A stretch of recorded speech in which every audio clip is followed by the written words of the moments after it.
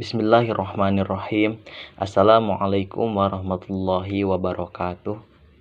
Pada pertemuan kali ini, kelompok 7 insya Allah akan mempresentasikan makalah yang berjudul Nikmat Allah dan Mensyukurinya yang tercantum dalam Quran Surat Az-Zukhruf ayat 9 sampai dengan 13 dan Quran Surat Al-Ankabut ayat 17.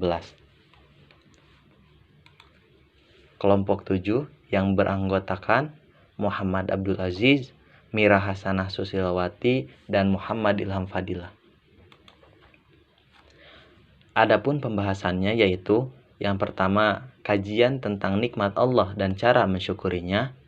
Kedua, ayat-ayat Al-Quran tentang nikmat Allah dan cara mensyukurinya. Yang ketiga, hadis tentang nikmat Allah dan cara mensyukurinya.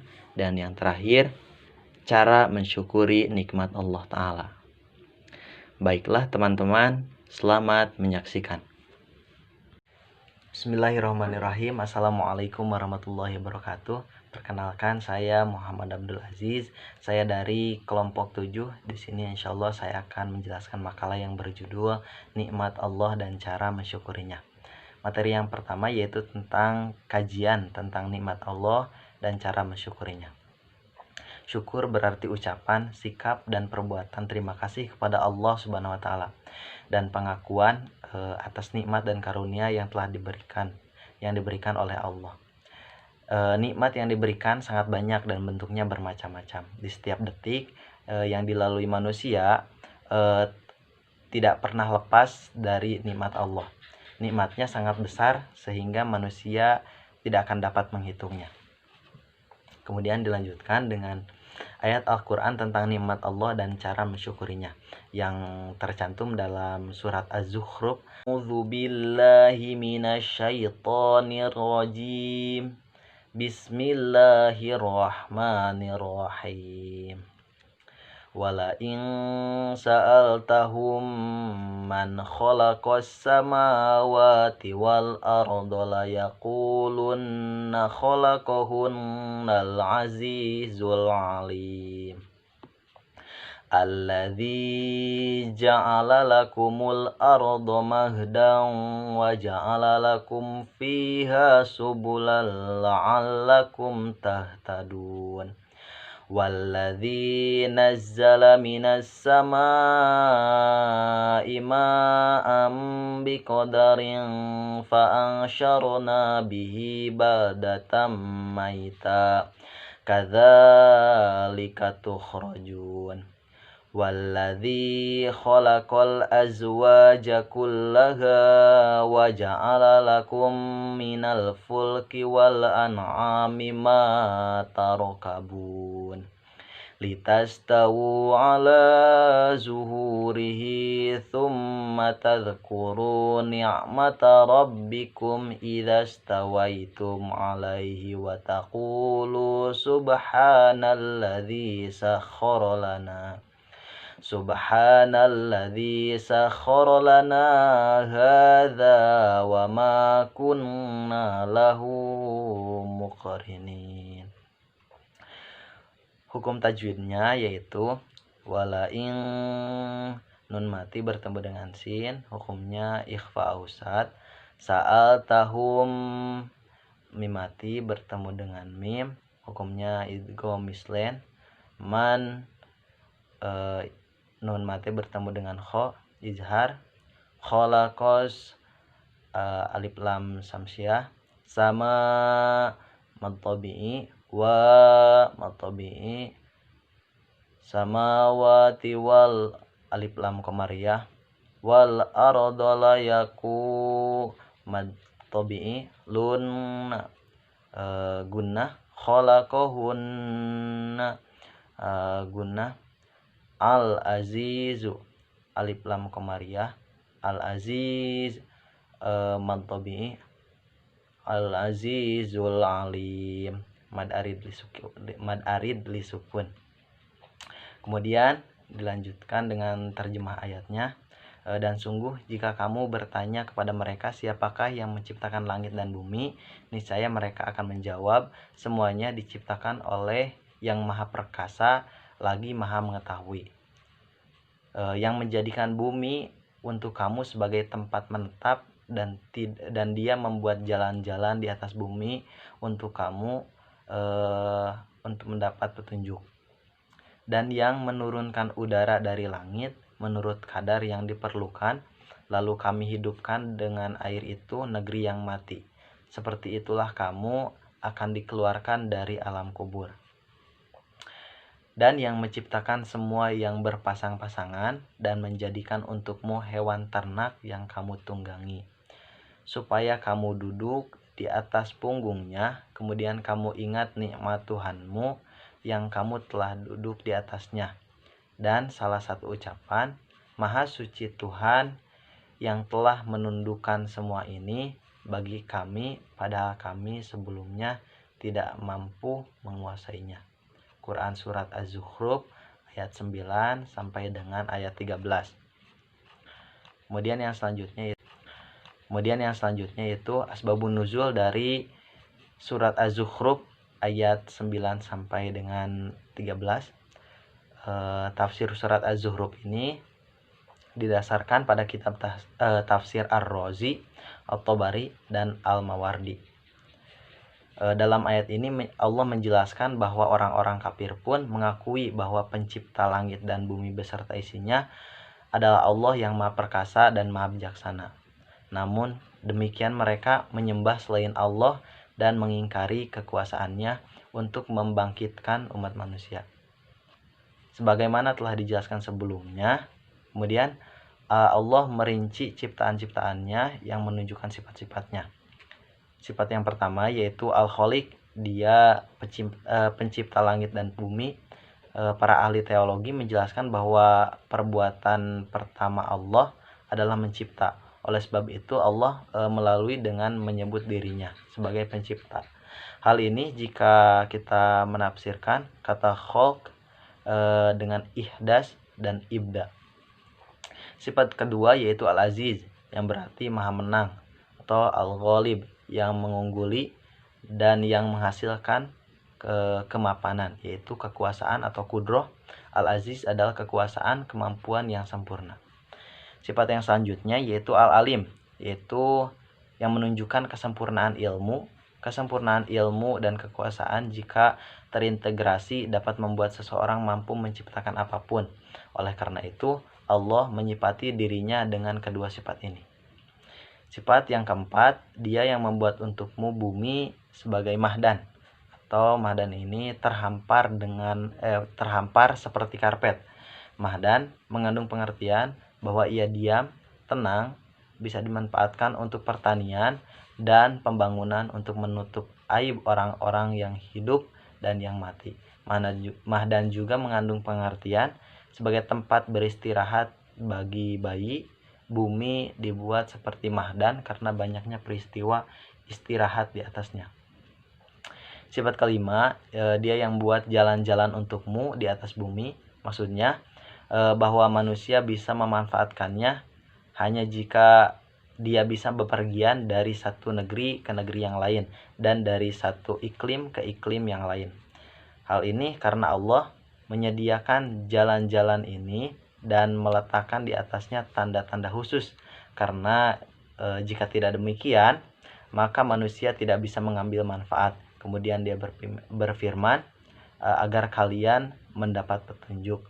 Maksudnya, pertama, agar kalian bisa mengambil petunjuk dalam hidup. Kedua, agar dapat petunjuk dalam kebenaran dalam agama. Sifat yang selanjutnya yaitu dia yang menurunkan dari langit air dengan kadar ukuran. Kemudian kami hidupkan negeri yang mati. Di sini ada beberapa uraian. Pertama, secara eksplisit bahwa air turun dari langit atau turun dari awan disebut turun dari langit karena setiap yang ada di atas kita adalah langit. Kedua, yang dimaksud dengan kadar bahwa air turun dari langit sesuai dengan ukuran yang dibutuhkan oleh suatu tempat tanpa lebih atau kurang, seperti yang diturunkan kepada umat Nabi Nuh tanpa kadar yang pas sehingga menenggelamkan mereka, tetapi diturunkan dengan kadar yang pas sehingga menjadi sumber kehidupan bagi kita dan binatang ternak kita. Kemudian Allah menciptakan semua berpasang-pasangan. Dalam ini ada 4 pendapat. Pertama, golongan seluruhnya. Ini pendapat dari Said bin Jabir. Kemudian kedua, pasangan-pasangan dalam binatang, jantan dan betina. Ini pendapat dari Ibnu Sina. Kemudian yang ketiga, pasangan-pasangan seperti musim hujan dan musim kemarau, siang dan malam, langit dan bumi, matahari dan bulan, surga dan neraka. Ini yang disampaikan oleh Al-Hasan. Kemudian yang keempat, pasang-pasangan semacam pengantin yang terjadi pada manusia antara kebaikan dan kejahatan, iman dan kufur, kaya dan miskin, sehat dan sakit. Dan menjadikan untukmu kapal binatang ternak yang kamu tunggangi. Yang dimaksud binatang ternak ada 2, yaitu unta dan sapi, pendapat Said bin Jabir. Kedua unta saja, pendapat Muaz. Dan supaya kamu mengucapkan Maha Suci Allah telah menundukkan semua ini bagi kami, padahal kami sebelumnya tidak mampu menguasainya. Kata muqarrin mempunyai 3 pengertian. Pertama, mengontrol, ini pendapat Akhfasi. Kedua, bandingan dalam kekuatan, ini pendapat Qatadah. Yang ketiga, menanggung, ini pendapat dari Ibnu Abbas. Isi kandungan Quran surah Az-Zukhruf ayat 9 sampai dengan 13. Yang pertama, pada ayat 9 Allah membuktikan kepada Nabi bahwa bila ditanya orang-orang musyrik siapakah yang mengakibatkan langit dan bumi, mereka pasti akan menjawab Allah lah yang membuat langit dan bumi. Mereka sebetulnya mengakui Allah Subhanahu wa taala, tetapi alasannya sombong, hasud dan dengki, mereka tetap musyrik kepada Allah Subhanahu wa taala.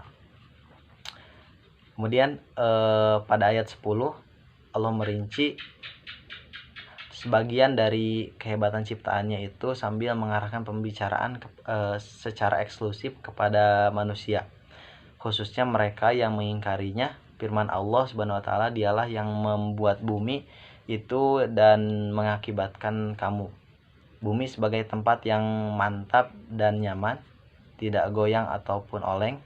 Semoga kau sanggup tinggal menetap dengan aneka fasilitas yang sanggup mengantar kepada kenyamanan hidup kamu. Dan dia mengakibatkan untuk kau, yakni membuat dan menganugerahkan kau potensi untuk membuat jalan-jalan di bumi ini, menanggapi arah dan menerima petunjuk menuju arah yang kau kehendaki, baik untuk kepentingan hidup, ekonomi, dan perdagangan. Makna dari ayat 11 yaitu pada ayat 11 Allah Subhanahu wa taala yang Maha Perkasa dan Maha Mengetahui itu menurunkan secara berangsur-angsur dan bertahap air hujan dari langit berdasarkan kadar yang diharapkan untuk minuman kau dan hewan serta pengairan tumbuh-tumbuhan. Kemudian kami hidupkan dengannya, yakni dengan air itu, negeri atau daerah yang tandus, yang mati, yang sebelumnya tidak ditumbuhi pepohonan. Sentuhan yang dibuat oleh Allah kuasa menghidupkan sesuatu yang mati dan mengeluarkan kau dari dalam kubur dengan amat mudah. Yang selanjutnya yaitu pada ayat 12 dan 13 masih merupakan bukti-bukti kekuasaan Allah Subhanahu wa taala. Pada ayat tersebut diuraikan segala macam pasangan. Ayat ini seperti pernyataan Allah juga yang membuat makhluk semuanya berpasang-pasangan. Tidak ada ciptaannya yang tidak berpasangan. Itu alasannya semua ada kekurangan dan hanya sanggup mencapai kesempurnaan bila menemukan pasangannya. Hanya Allah Sang Pencipta yang Maha Esa tanpa pasangan.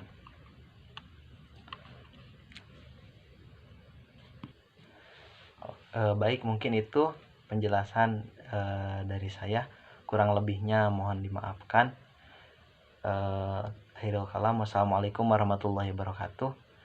Penjelasan yang selanjutnya akan disampaikan oleh Teh Mira Hasanah. Kepadanya disilahkan. Bismillahirrahmanirrahim. Assalamualaikum warahmatullahi wabarakatuh. Saya Mira Hasanah Susilawati. Di sini saya akan menjelaskan tentang nikmat Allah dan cara mensyukurinya dalam surat Al-Ankabut ayat 17 yang berbunyi, A'udzu billahi minasyaitonir rajim. Bismillahirrahmanirrahim. Innama ta'budu min dunillahi awsanan wa takhluquna ifka. Innal ladzina ta'budu min dunillahi la yamlikuna lakum rizqa fabtaghu indallahi rizqa fa'buduhu washkurullah ilaihi turja'un, yang artinya sesungguhnya apa yang kamu sembah selain Allah itu adalah berhala dan kamu membuat dusta. Sesungguhnya yang kamu sembah selain Allah itu tidak mampu memberikan rizki kepadamu, maka mintalah rizki itu di sisi Allah dan sembahlah Dia dan bersyukurlah kepadanya. Hanya kepadanya lah kamu akan dikembalikan.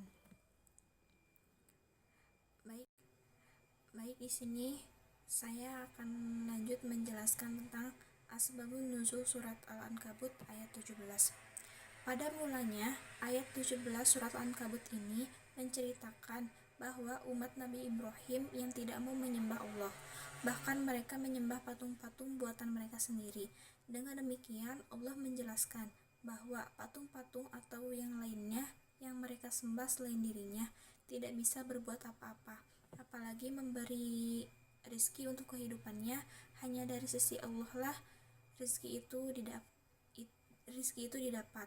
Oleh karena itu, seharusnya mereka hanya menyembah Allah dan bersyukur kepadanya, sebab mereka pun akan dikembalikan kepadanya lagi.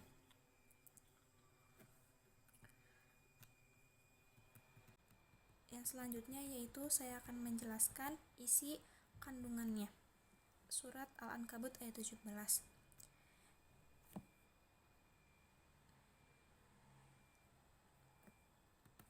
Di sini sudah dijelaskan dalam kitab Tafsir Jalalain. Dan ingatlah Ibrahim dikala ia berkata kaumnya, sembahlah Allah dan bertakwalah kepadanya.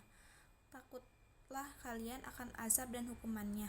Demikian itu lebih baik bagi kalian daripada apa yang kini kalian kerjakan, yaitu menyembah berhala, jika kalian mengetahui mana yang baik dan mana yang tidak baik. Allah Subhanahu wa Ta'ala telah menegaskan bahwa sesembahan selain Allah itu sudah terperinci dalam hasil ciptaan tangan insan itu sendiri, tetapi mereka berdusta dengan menganggapnya itulah yang kuasa yang sebenarnya. Lebih dari itu, ciptaan mereka yang berbentuk patung dan berhala itu berdasarkan kepercayaan mereka mampu memberi manfaat keuntungan bagi mereka. Kemudian Ibrahim alaihissalam mencela, mengancam dan mereka bahwa patung-patung itu sedikit pun tidak mampu memberikan rizki kepada mereka, sebab rizki itu ialah wewenang mutlak yang hanya dimiliki oleh Allah Subhanahu wa Ta'ala saja, karena dianjurkan kepada mereka supaya memohon rizki dan mata pencaharian penghasilan itu hanya kepada Allah Subhanahu wa Ta'ala saja dan mensyukurinya. Kalau yang diminta itu telah diperkenankannya, Allah Subhanahu wa Ta'ala akan mendatangkan rizki bagi insan dan serta memberi nikmat para hambanya. Selain itu, di mana insan dianjurkan untuk mencari keridhaan Allah dan jalan mendekatkan diri kepadanya.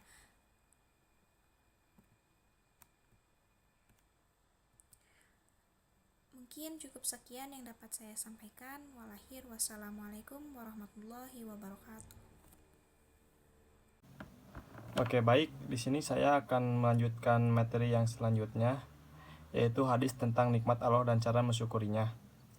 Dari Abu Hurairah radhiyallahu anhu, Rasulullah shallallahu alaihi wasallam bersabda, "Lihatlah kepadaku orang yang lebih rendah daripada kamu, dan janganlah kamu melihat orang yang di atasmu, maka hal itu lebih baik untuk tidak meremehkan nikmat Allah atasmu."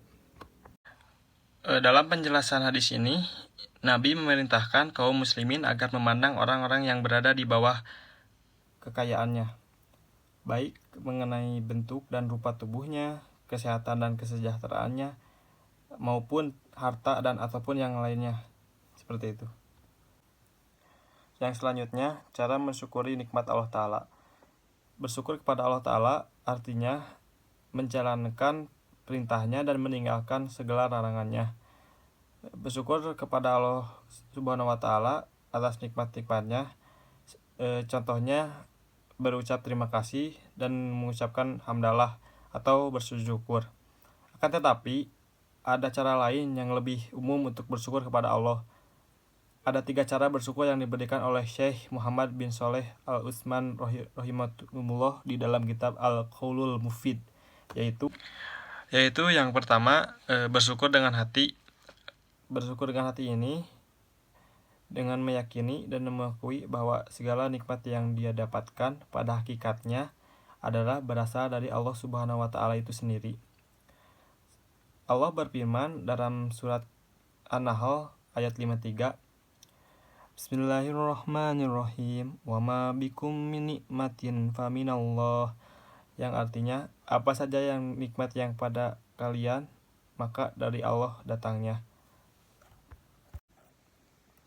Yang kedua, bersyukur dengan lisan, yaitu dengan membicarakan kepada orang lain tentang nikmat yang Allah berikan sebagai bentuk rasa syukur dan pengakuan kepada Allah, bukan dengan tujuan untuk menyerang dan menimbulkan rasa iri pada orang lain. Allah Subhanahu wa Ta'ala itu berfirman dalam surat Ad-Duha ayat 11, Bismillahirrahmanirrahim, wa ma binikmati rabbika fahaddis, yang artinya dan terhadap nikmat Rabbmu maka haruslah kamu siarkan. Contoh, ada kisah seorang yang buta lalu disembuhkan oleh Allah dan dianugerahi kambing yang banyak. Ketika datang seorang malaikat, Allah itu mengujinya dengan seekor kambingnya. Dan lelaki itu pun menjawab, dahulu aku adalah seorang yang buta. Lalu Allah mengembalikan penglihatanku, dahulu aku adalah seorang yang miskin. Lalu Allah memberikan kekayaan kepadaku. Dalam kisah ini kita ambil sisi positifnya, bahwa nikmat Allah itu semerta-merta harus bisa mensyukurinya. Begitu. Yang terakhir, bersyukur dengan anggota tubuh. Cara bersyukur dengan anggota tubuh ini yaitu dengan cara melaksanakan berbagai ketaatan kepada Allah Subhanahu wa Ta'ala dan menjauhi semua larangan dari Allah. Dengan bersyukur ini, maka nikmat Allah akan semakin bertambah.